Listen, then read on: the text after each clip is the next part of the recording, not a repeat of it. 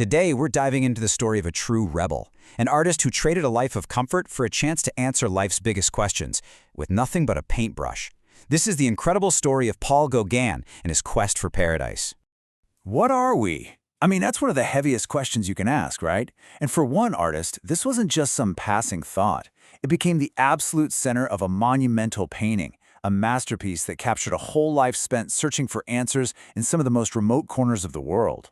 So, you might be surprised to hear that Gauguin's incredible journey didn't start in some bohemian artist's studio. Nope, it began in the fast-paced world of high finance. This is the story of the stockbrokers' rebellion. Okay, so get this. In his mid-30s, Gauguin makes a decision that just blows everyone's minds. He walks away from a super lucrative career as a Parisian stockbroker. He abandoned all that financial security, that whole bourgeois lifestyle, to throw himself completely into painting. And we're not talking about a hobby here. This was a total commitment that would lead him down a path of pretty serious poverty, but also immense creative discovery. But before he was dreaming of the South Pacific, Gauguin first had to figure out who he was as an artist. He actually left the sophisticated and kind of stuffy art scene of Paris for the rugged, rural region of Brittany. And that move, well, it would help define him as a major force in the post-impressionist movement. Just take a look at this. It's his Yellow Christ, painted in 1889. Right away, you can see this isn't a realistic picture of the crucifixion. He wasn't trying to do what the Impressionists did, capturing the fleeting effects of light. Instead, that shocking yellow of Christ's body is purely symbolic. The landscape is radically simplified. The feeling is just raw and direct. And these weren't just random choices he was making. This was a whole new language for art.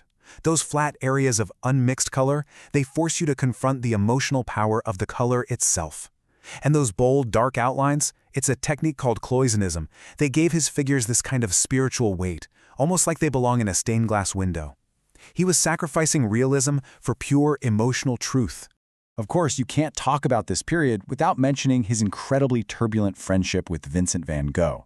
Their time painting together down in Arles was, well, a fiery clash of two massive artistic personalities.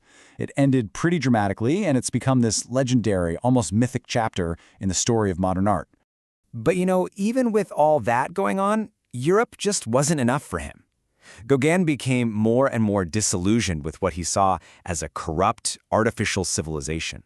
He started dreaming of what he called a primitive paradise, this idealized, unspoiled world where he could find a more authentic way to live and to make art.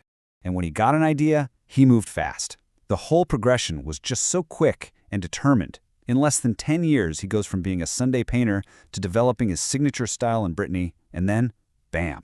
In 1891, he makes the life-altering decision to sail for Tahiti. Now, this was not a vacation. Think of it more like a pilgrimage. He was an artist on a mission, searching for a world that he believed was untouched by civilization, a place where he could tap into a source of raw, authentic inspiration. It was the whole point of his quest. And it's there, in Tahiti, where this entire journey, the rebellion, the poverty, the search for truth, all of it comes together in one monumental painting. We're talking about the masterpiece of a lifetime, where he tries to answer those huge, universal questions on a single, sprawling canvas. And here it is. It's vast, it's melancholic, and it's so deeply symbolic. Gauguin intended for it to be read like a philosophical scroll. In fact, he specifically told people to view it not from left to right, but from right to left, so you can follow the entire arc of human existence. So, let's do that.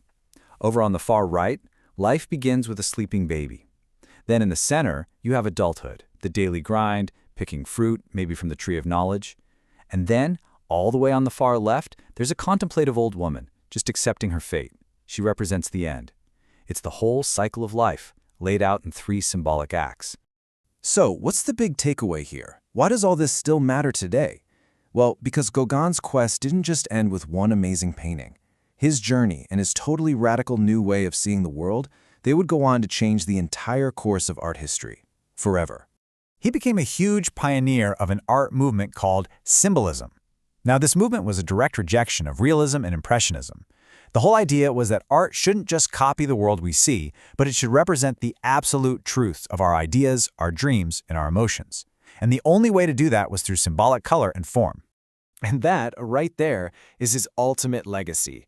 His radical use of color would go on to directly inspire the Fauvists, artists like Matisse, and his expressive, flattened figures literally paved the way for Picasso and the birth of Cubism. His influence is just woven into the very fabric of 20th century art. Which, of course, brings us right back to where we started. The full title of his masterpiece is actually Those Three Big Questions.